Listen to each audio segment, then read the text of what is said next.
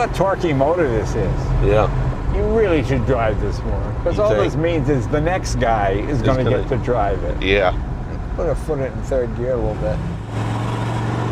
Pulls very strong, huh? Oh, it runs real well. Welcome to an episode of Jay Leno's Garage. The car we're featuring today, a true unicorn. By that I mean, it's not one of a kind. There might be a few, but they're as rare as hen's teeth. This is a Pontiac Grand Prix SJ model 4-speed transmission. You know, there's a whole bunch of cars that people kind of don't know about. When we think of the 60s, you think of the GTO and the Chevelle and all those mid-range cars with the big motor.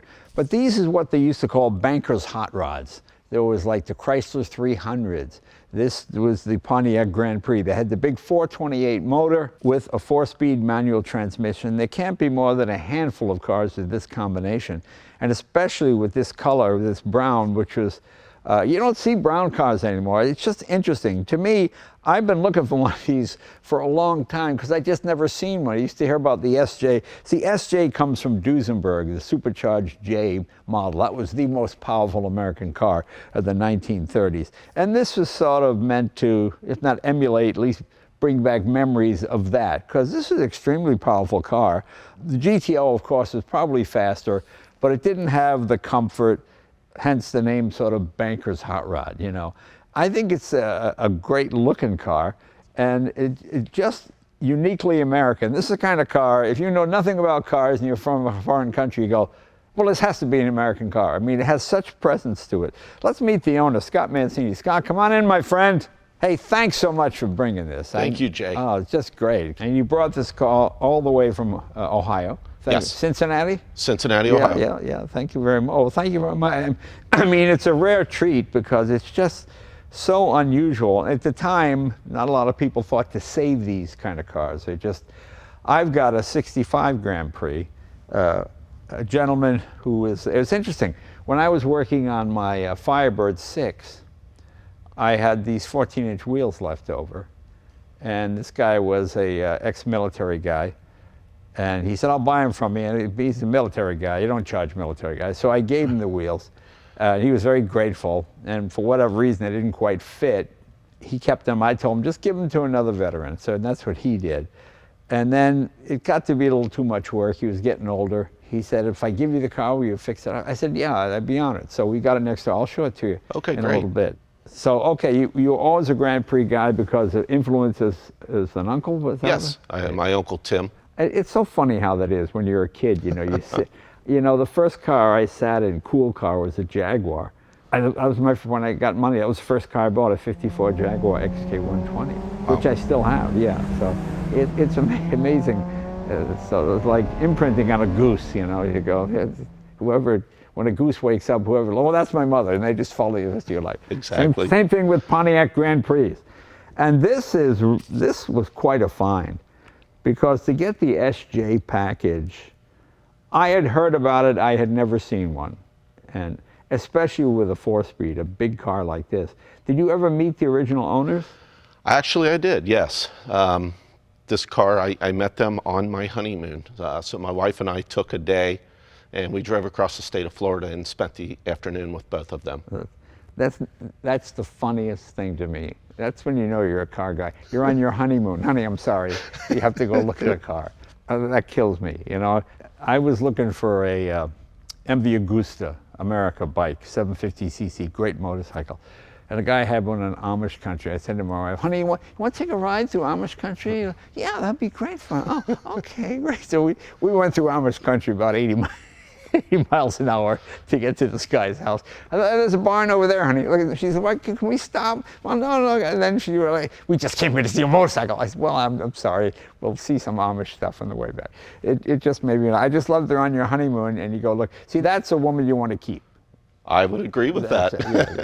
Keep that one. That's good. Yeah, because, see, I have a lot of what my wife calls ow, my hair cars. You drive them, ow, my hair. You know, this is their open cars or whatever it may be. Right. This is the perfect car because it's got air conditioning, it's got all the options. How much was this brand new? The original owner, actually, I think on the documentation that I have is, I think this car was $6,110. Okay, that was real money back in the day. Very expensive. How did you hear about this car? Well, I always look for these cars, and I've always tried to find the best.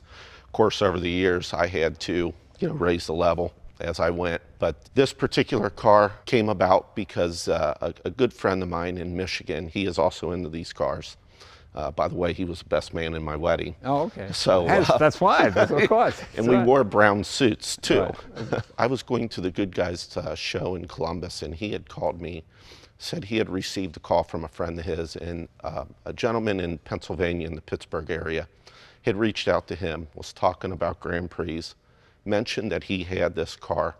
It had was taken off the road in 1989, and it was placed on jack stands in these folks' garage. Right. It hadn't been started or anything in near 27 years. So they were going to relocate to Florida, and he said that he just didn't know what to do with the car. Funny enough, his wife told me the other day, who's still alive, said that he had emailed you along with Wayne, and didn't know what to do with the car. So we went ahead and we got to go see the car, went from Columbus, went straight to Pittsburgh, viewed the car, and bought it. Wow. So he was able to buy the car. However, he called me, he told me about it. Of course, this was my favorite color on this particular car. And I said, he told me all about it. He said, these are the original owners. They bought it new. It's got 13,000 miles. Wow. It's a Model SJ. And we got all the way to the end, and he said, by the way, it's a 4-speed.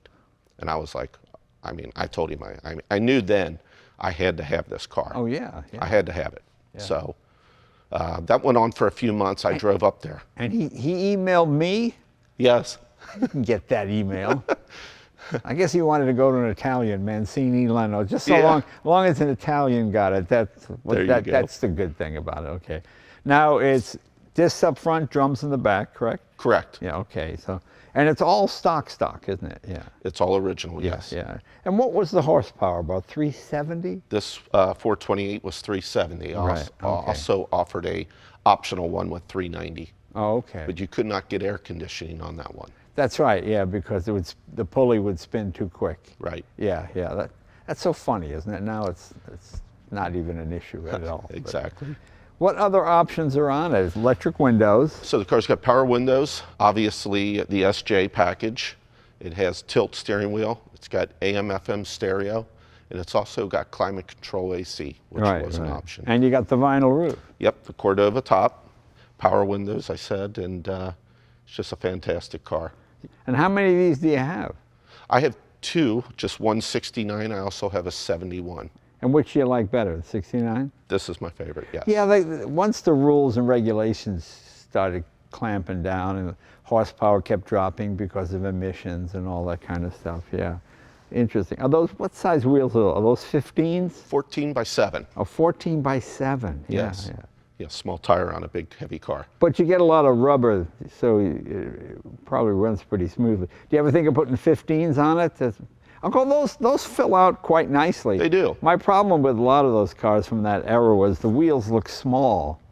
So like on my Firebird, I put 15s on. It just seemed to fill out the wheel or give it a more of a stance. Yeah, very nice. Can we open the hood and take a look? We sure can.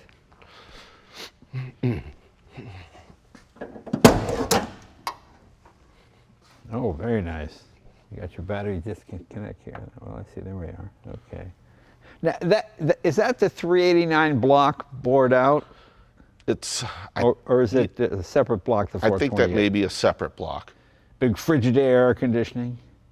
Yes, and actually it still works. Yeah, that's like a refrigeration unit. Packard was the first car to air conditioning in 1941. Okay. And it was a freezer unit. You turned it on, you froze to death, or you got no air conditioning. I mean, it was just blew ice cold all the time, Yeah, but those things are pretty bulletproof, and they really work. That's the one, that's where GM ruled the world. Heating and air conditioning, ventilation. I mean, we had it, when you got European cars back in the day, it was like, just a little, maybe it'll blow a little, cool air in your face for a second, but American stuff was really cool. And you had the big fan shroud. Yeah, fan shroud there as well. Which is very hard piece to come by for this particular car. I would imagine so, yeah. And the, as you see, the original hose clamps, upper and lower Right, hose is right. original. And of course, the dual master was mandatory by '69. Now, is this one of these battery goes over a gel cell? No, like that's a reproduction, but it's Right. not the topper. And how many miles do you drive it a year? I don't drive it as much as I'd like to. I mostly trailer it, but I would say I drive it around my neighborhood, maybe 50 miles a year, Yeah, yeah. if that. I'd like to drive it more because it's a great driving Well, car. you can put a few more miles on it. I mean, because it'll still be rare. Oh yeah, And cars really, especially if something like this, you could go 100,000 miles and you're fine. just try to preserve it. There's so few of these left. They only made 302 of this with this engine and transmission package. 302 four-speed cars. Yeah, huh? with this 428. And how many of those are left? We've documented some. There's not many left. Yeah, people just beat the crap out of them, didn't they? Oh, sure. And a lot of people, too, to your point earlier, what you had said about the GTO, people would take these engines out. Right. Because the 428, which I think is a fine engine, especially the 390 horse, this was 370, but the GTO was like 366. Right. So this actually had a little bit more horsepower, and I'd say the one with the 390 would definitely beat a GTO. Yeah, with more torque, too. Yeah, exactly. Very nice. Here, let's see. We can close it down. Go ahead. Okay. And these are the factory sort of mag look wheels. Yes. I used to love the 8-lug wheels on the early Pontiacs, but they were troublesome, weren't they? Sure. Yeah. And because the brake drum, you couldn't put disc brakes. And Right. Yeah, you couldn't. Yeah. But yeah, and the big wide oval Firestones. Yeah. Well, and that's an interesting story on this car. So, and obviously this car came from the factory with pin white wall tire, but the original owner initially when he ordered this car, he got the white wall tire. He got home and he wanted to have a more sporty look. So, in 1971 he replaced the tires and put these Firestone wide ovals. So Right. when we got the car out of the garage, it still had those on it. Obviously, we had to replace them.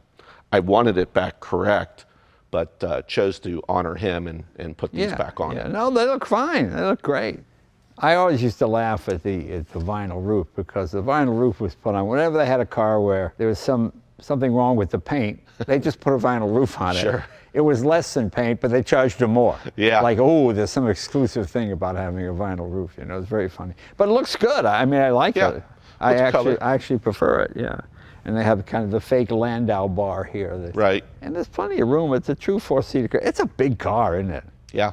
What's It's 118 inch. It's 118. Okay. I've got a Bentley. It's 152 and a half. Wow. Yeah, Wow, that's a big car. It's a big car. Yeah. I always liked the Pontiac wheel, and they had this driver's compartment that was cantilevered a little bit this way, so the driver could see everything. It was more like a cockpit. Right. That was the idea. Yeah. Did this come with a Space Saver spare? Does it have a full-size spare? It does have a full size, but the Space Saver was an option. Yeah. Yeah. I don't know why they got rid of spare tires. Yeah, well, I work at a dealership, and Yeah. I have a lot of people come in after the sale, and they're like, I have no spare tire. And we're like, well, they What didn't kind of come with one. dealership did you work at? I work at a Chevrolet dealership, new car Chevrolet dealership. Right. My favorite was, I'm not sure what had happened. There was a point where the rear windows didn't roll down. They just never told anybody. And then the guy gets, hey, why did the window go down? Well, hey, what do you mean it doesn't go down? You just assumed the window would go down, but they didn't. Yeah, you just. It's interesting. Like that. You got the original stickers on here from 80. That's the last year it was officially. That was the last year it was on the road. Those were the inspection. And the guy the original owner, was he a real car guy? Obviously, he must have been. He was. He actually had this, and they also had a 66 Galaxy in their garage as well. Oh, okay. With a 4-speed. So they were car people. His wife, when he went to order this car, and they did, and they special ordered it, when they went to order it, he wanted the 390 horse. Right. But kind of like what you were saying about your wife, his wife said, no, got to have air conditioning. Right. Yeah. So that's what changed his mind on that. Yeah, 66 is my favorite year because it's the last year of pure design. From that point on, you had to have safety equipment and bumpers this high and, headlights have to be this high. Sure. All these things, you know. But 66, that was the last great year for Lamborghini, Ford Galaxy, all those cars. That was just my favorite time. Very nice. And of course, the SJ, being a Duesenberg owner, that always impresses me. I always like this whole nomenclature down here. Very nice, very nice. Can we take it for a ride? We sure can. Oh, okay, here we go. Put some of those 50 miles on. There we go.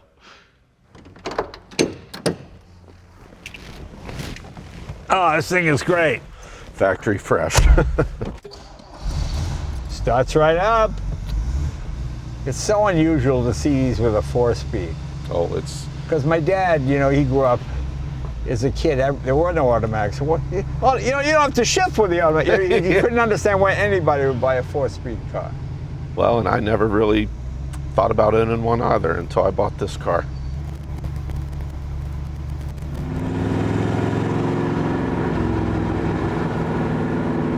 Boy, what a torquey motor this is. Yeah.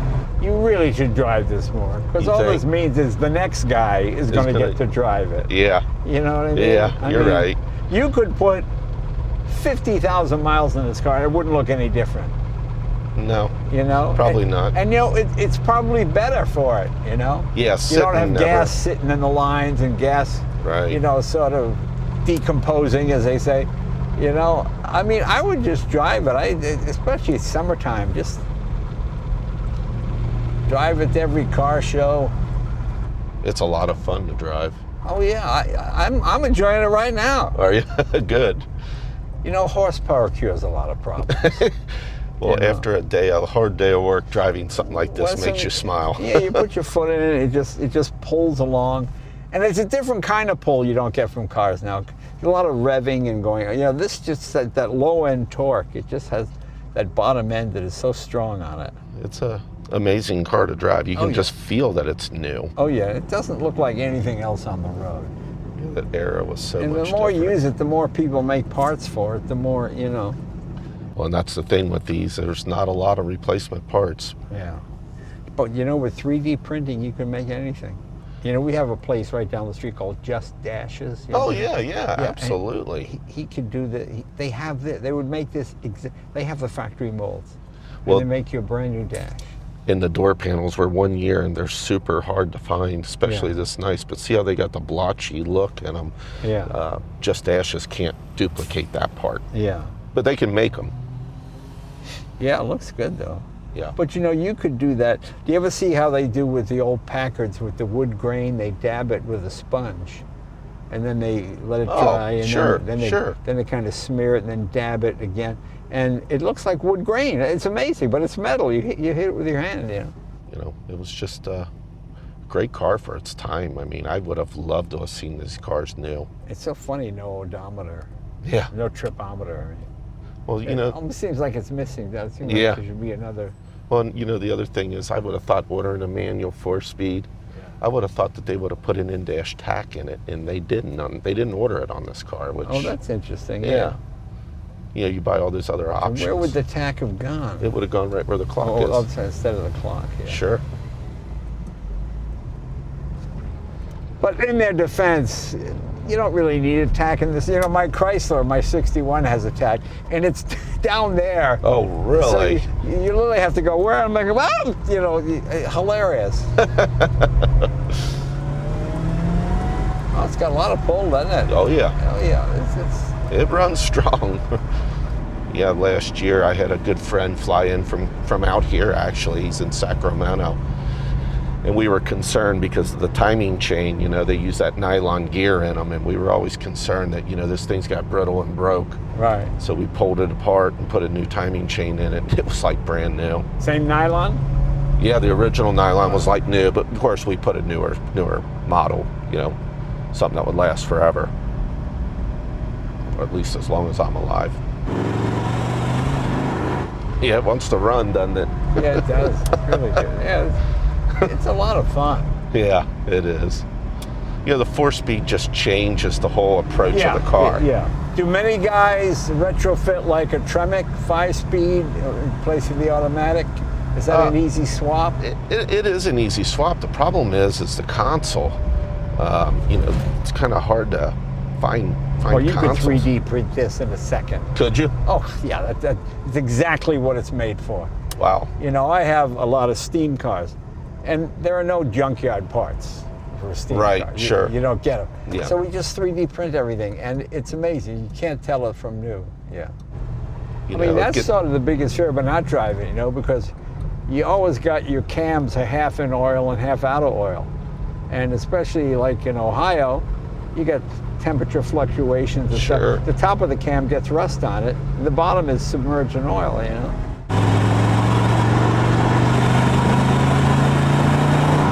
Boy, very turbine-like.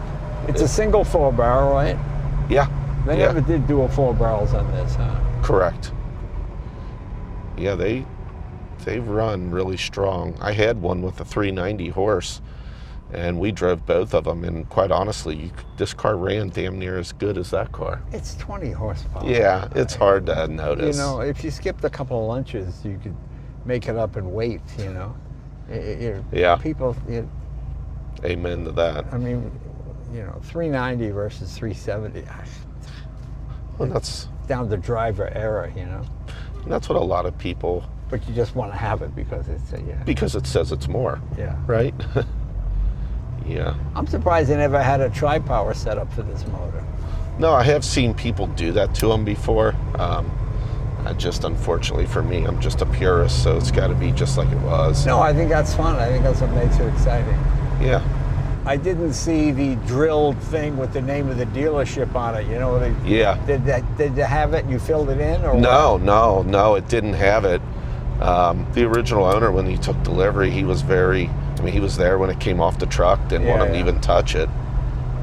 Oh, he was a real car guy. Huh? Oh yeah, he was a fanatic about this car. They were so happy that I ended up with it. They just wanted somebody that was going to treat it right. Yeah. Like you said, you know, if you don't drive it down the road, somebody else will end up with it. That's right. They'll drive the hell out of it. Put a foot in third gear a little bit. Pole's very strong, huh? Oh, it runs real well. Oh, these 323s are nice because it's like an overdrive almost. Sure. For a 50-plus-year-old car, it Yeah. runs good. Probably never been driven like this since I've owned it. Really? You No.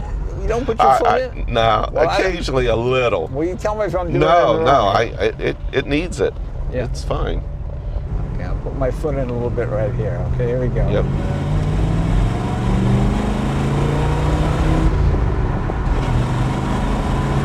Oh yeah, it runs.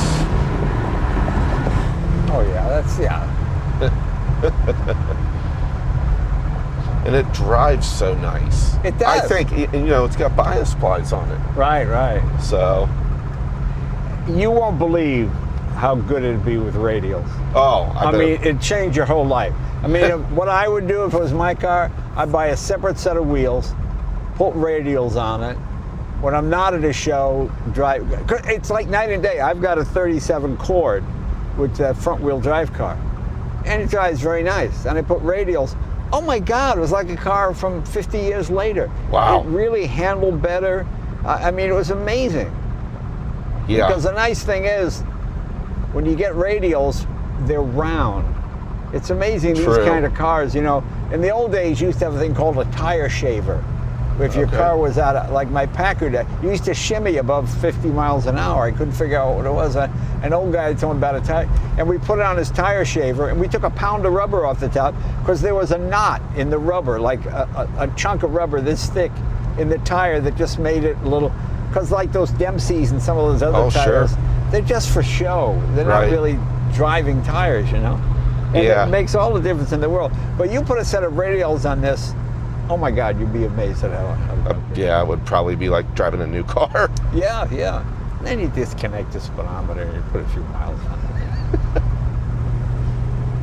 Yeah, this style of DeLorean just did a wonderful job with this Yeah. car. You know, this was the best-selling Pontiac in '69. The Grand Prix? Yeah, they sold 112,000 of these, Wow. you know? It was like the beginning of the wide track era. Well, the wide track era started in '59 Okay. with the Bonneville. That was the first true wide track. And then they because Pontiac used to be the salesman's car.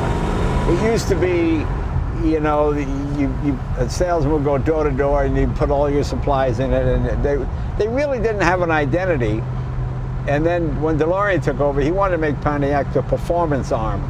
Okay. You know, and that's what he did. And he put it through all with the wide track. It went through everything, even the Le Mans, the overhead cam 6, all of those. Yeah, which you have one of those. Yeah. I just wanted one just because they're so unusual.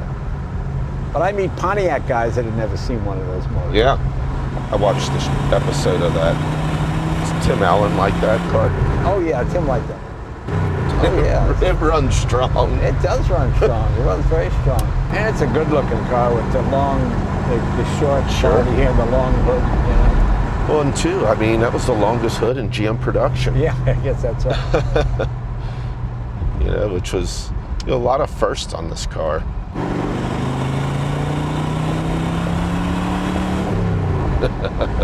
Goes good. It does. Impresses me. Oh yeah. There's a lot of automobiles that, you know, you could pick from. You know, me being a younger boy at the time, I mean, at 16 years old, people would always say, what do you want that boat for?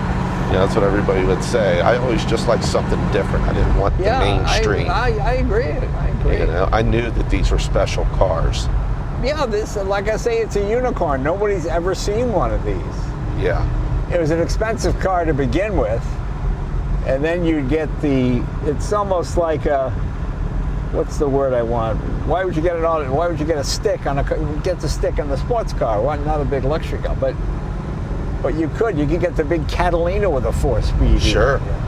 Well, and the other thing, you know, when we take it to car shows, the funny thing is people always come up and people always have a story, of course. I'm sure you've heard that. Yeah. But people will look around, they'll look at the car and they're like, oh, that's really nice. And then the moment when they look inside, then that's when they're waving back to the people they're with. They're like, did you see that was a 4-speed? Well, my favorite are people, you know, like you saw my tank car. Sure. We take that to auto shows and people are, you know, my uncle bought one of these new back in '53. You know, they tell you, well, not like this. No. Yeah, it's just ridiculous. Yeah, oh yeah. Well, and like you said about rare, you know, people call, well, I got a rare car. Well, they made a ton of those. That's not really rare. You know, it's a Ford Granada with wire wheel hubcaps. Yeah. Well, it's rare because no one wanted it. Yeah. They didn't want it then, they don't want it now. Well, and that was a thing in these cars too. You know, you could get a bench seat option. Right. You know, and that was the thing that I always disliked about the Monte Carlo. Very similar car. Yeah. But the problem is most all the Monte Carlos had bench seats. Right. This was like a personal luxury car. Right. That's the idea. This is like this precedes the personal pan pizza. Exactly. Yeah, remember exactly. The personal size pizza. That also makes me laugh. Well, and I think they've gained interest over the years. I think some of the bigger collectors now, they think that, oh, wow, you know, that is a pretty cool car. Well, I think this will be like the Duesenbergs were in the 60s. Oh, kind of a cool little car, you know, and then eventually, because, you know, if you're 40 years old, you never saw a car like this. I mean, no. It doesn't look like maybe your grandfather had one, you know, sure. or something, but yeah. Yeah, and we, you know. And these were so cheap in the late 70s. Oh, my uncle was buying these cars and parting them out for $500-800 in the 70s, exactly. Early 80s. Yeah, and I always kid him and I say, you know, that's the reason why I can't find any, because you bought them all up and junked them. But you know, a lot of older people did buy these cars, more sophisticated people, and they would take care of them. Hence this car. The transmission is very nice. It's a regular 4-speed, same as the Corvette, right? Oh yeah. But I mean, the synchros are excellent. Everything's very good in it. Well, and that's how I felt when I first drove it. You know, I mean, initially, we didn't make it to where you could drive it. The radiator was kind of clogged up, so we had to re-core it. And then I thought, you know, if I want to use it, I want it to be able to be used if I want to use it. You know, I use MTL, which is manual transmission lube. Okay. It's amazing. You know, I'm not a, fix it in a can kind of guy, but sure. The synchros were bad on that Hemi Cuda, Hemi Challenger I got. And I put the MTL in, oh my God, it's thick as molasses, but I mean, it just smooths all the shifts out. It's pretty nice. Well, Scott, it's a real treat to drive this. I can't thank you enough. I've always wanted to drive one of these. It's one of those kind of holy grail cars I've just been looking for. And you know, nobody knows about it. You got to kind of be my age or be a real enthusiast like you to even realize they produce this, you know. Yeah. And no, it's really fun. Thank you, my friend. I Thank you, appreciate Jay. it. Oh yeah, it's Really a real enjoyed treat, it. Real treat. I hope you enjoyed this piece of kind of obscure Pontiac history. You know, it's just a car you don't see on the road. That's what's fun about doing this. So I hope you enjoyed it as much as I did, and we'll see you guys next week.